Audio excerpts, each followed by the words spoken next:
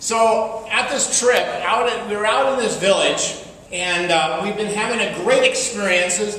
I've been discipling this group of guys of about 15 guys, and we went out to do this evangelism trip out in this village, and it was really exciting to see people turn their lives over to the Lord, to see these two churches come together. But one of the real exciting things that happened on this trip that really just broke down any barriers of that the devil had out there, and it just really broke it down, is that on Saturday, our final service was going to be Sunday morning, and Saturday night in the village, it's a fairly large village, there's probably about close to 4,000 people living in this village, and they have what's the English word, clinic, right? A clinic out in there, kind of a nurse there, kind of taking care of the medical needs of the village.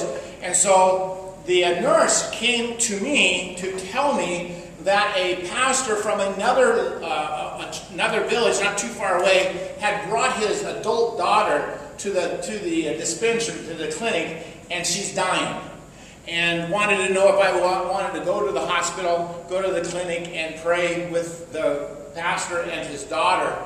And so myself and 4 of the disciple guys and the pastor of the village, of the church of the village we were at, we went and walked to the clinic. And as we got there, the pastor of the other church came out, and he just hugged me and he thanked me, but he was just filled with tears because he said, "My daughter is dying," and he was just really devastated on this. I talked to the nurse, and the nurse didn't really have an idea what the problem was, only that she was not breathing properly. And when I asked him, I said, "Well, what is her condition right now?" And the nurse said, "I think she's going to die probably within the next couple of hours." In fact, he actually said that she has she didn't literally have, but this is how he described it.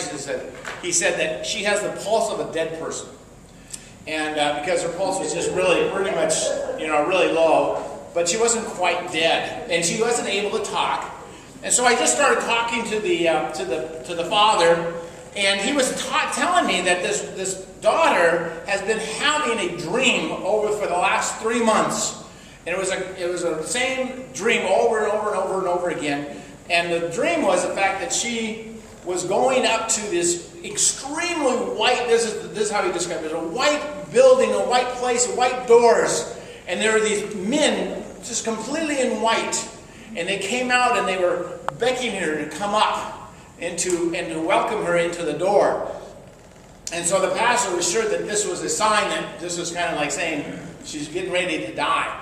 And so as I was listening to the story, and I don't know how God's Spirit works, and I don't know, I'm not Pentecostal, I'm not, but at that time, there came over me this sense of meaning to this dream, and I told I was holding the girl's hand as she was laying on the bed, and I told the father, I said, what I understand this dream to mean is that she has a choice of whether because he didn't just take her into heaven, but he's asking, you can come up into heaven. And so she has a choice of either staying behind or coming up into heaven, which is a glorious thing.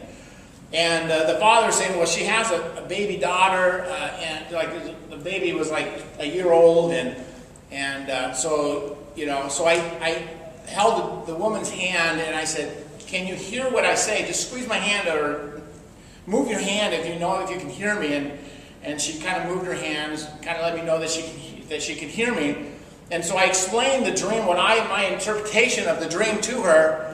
And I said, "Do you understand?" And she kind of squeezed her hand. I said, "Okay, so I think my understanding is that God is giving you a choice right now to decide whether you can go ahead and die and go on into heaven and receive your blessing and your crown, or you can stay here.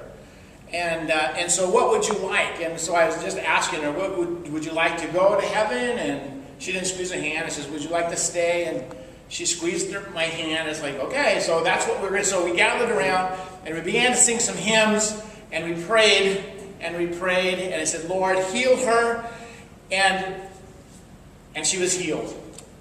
I mean, it was sudden and complete, and it was like her eyes opened up, and she sat up. I mean, like within, after our prayer, and we were kind of still in prayer, and we were singing, and she kind of like opened her eyes, and she sat up, and she looked at me, looked at us, and she was completely healed, and I was like, and we were all like, whoa, this is.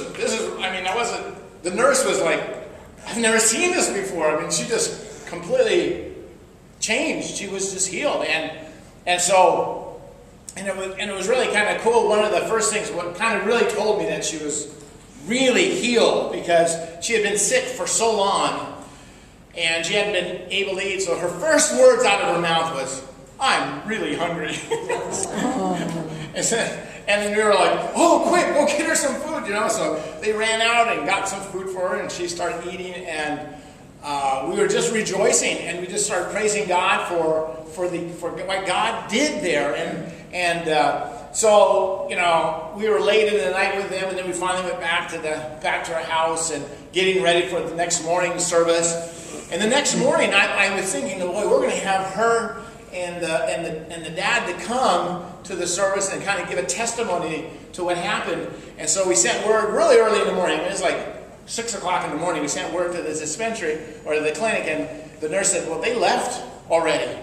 They walked home." Both. I said, "How was the daughter?" I said, "Oh, she practically ran down the road. I mean, she wanted to get back with her daughter, and she was fine." And so we were like, "Well, praise God."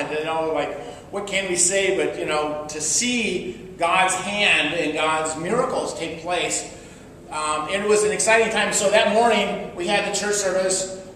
Both of the Protestant churches involved in that came together, and we shared the testimony of this girl being completely healed, and there was just this awe, this sense of awe out of everybody. Whoa! It was just wonderful, and they all clapped, and it was just a real amazing thing to see God's power come into that village. And I mean, there were hundreds of people that came to Christ in that day and so it was really exciting to see that. So that's my physical healing story of the evangelism trip. Okay, yeah, there you go.